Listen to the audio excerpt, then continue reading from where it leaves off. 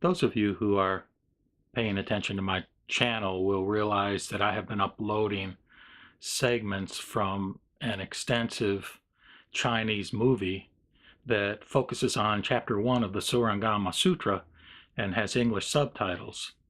A friend of mine from Hong Kong, Sean, whom I've spoken of before, made me aware of this particular movie, and it occurred to me that it could be useful to those who subscribe to my channel to see snippets from this particular movie in order to become acquainted with the Surangama Sutra in a kind of dramatic presentation.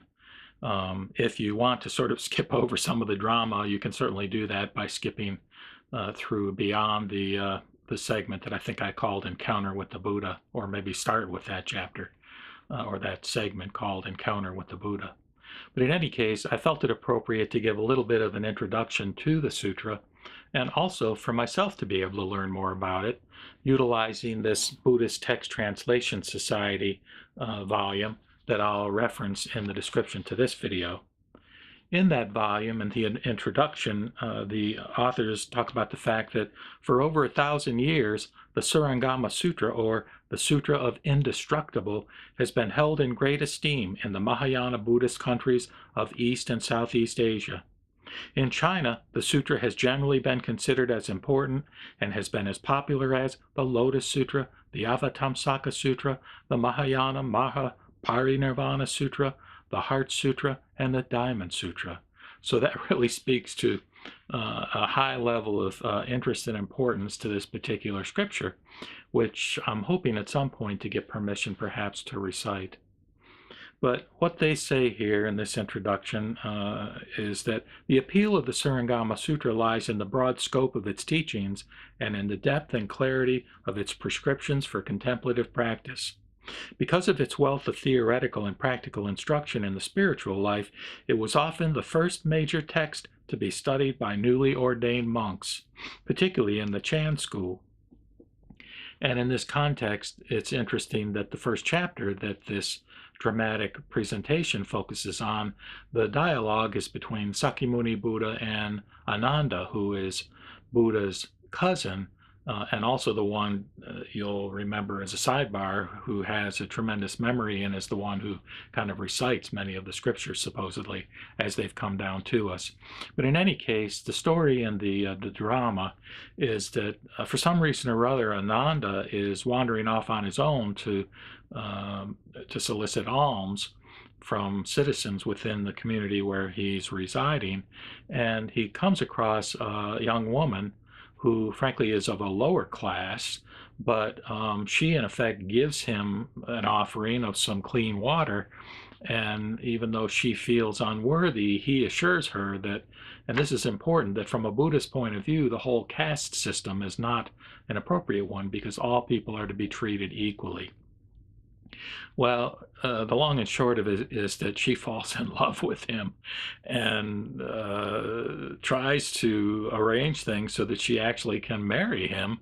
And in order to accomplish this, she enlists the assistance of her mother, who, it looks to me like this family is probably of Hindu religious tradition, who sort of has this mantra that's been used throughout the generations in their particular family, whereby she's able to conjure up this spell or this sort of magical way of inducing Ananda to come to their home, where then the young lady, her daughter, can accomplish a matrimony.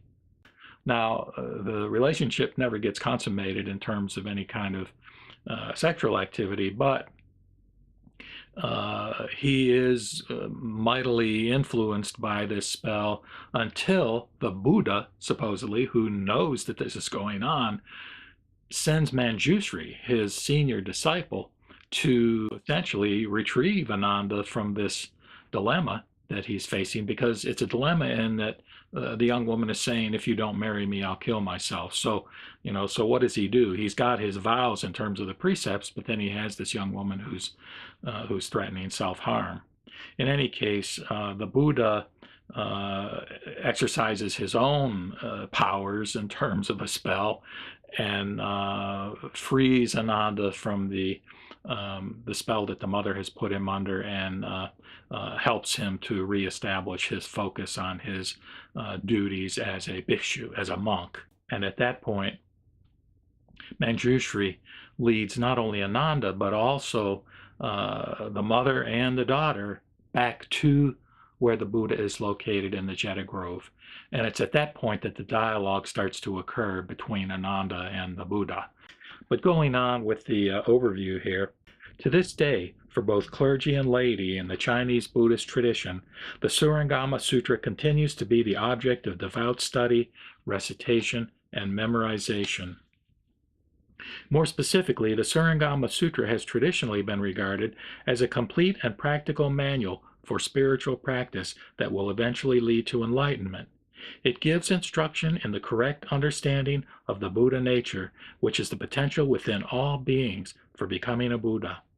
The sutra explains how and why this true nature is hidden within our ordinary experience of ourselves and of the world, and it shows how we can uncover this nature and recognize that it is our own true mind.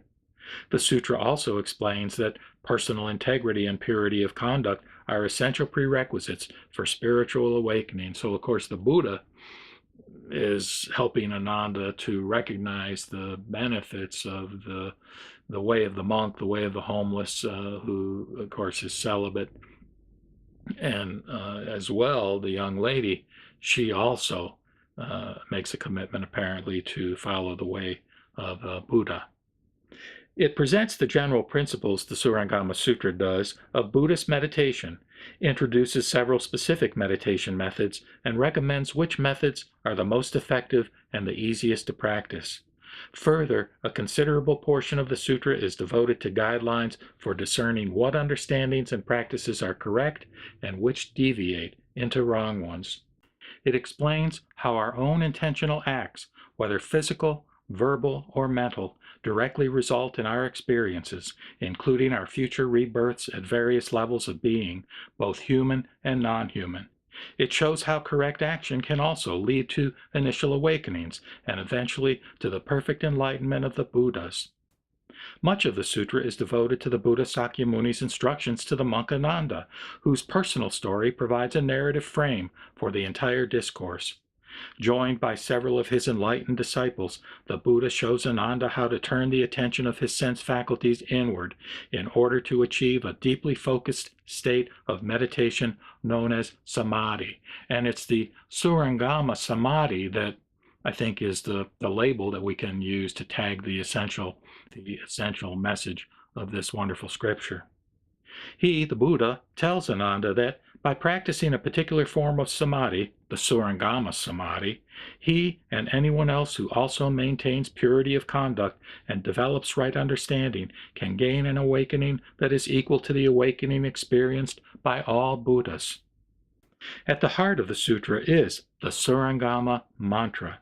The sutra promises that the practice of reciting this mantra, in the context of the other practices taught in the sutra, can succeed in eliminating whatever internal or external obstacles may lie in the way of spiritual progress. Now, I'm still studying this sutra. I have not read it through, although I've had a copy for a number of years. So at some point, hopefully, I'll get a handle on what is the Surangama mantra and be able to communicate that in a future video. To this day, monks and nuns in the Chinese Buddhist tradition, as well as many practitioners among the laity, recite the mantra every morning as an essential aspect of daily practice. Now, what I want to do in a companion video to this one, so that those who don't want or need these introductory remarks can go straight to it, is I want to do a subsequent video regarding a synopsis of the sutra with specifically a focus on the prologue and part 1 or chapter 1. The prologue is entitled, according to this introduction within the BTTS translation, it's called The Occasion for the Teaching. And the part 1 or chapter 1, as the movie designates it, I believe, is called The Nature and Location of the Mind. So I'll put that video up immediately after this one, in the playlist. And, I'll put all the movie segments subsequent to that second video from this introduction. So, if you go to the playlist, the Surangama Sutra playlist, you'll be able to start at any place you want, and it'll seamlessly transition to each subsequent video in turn.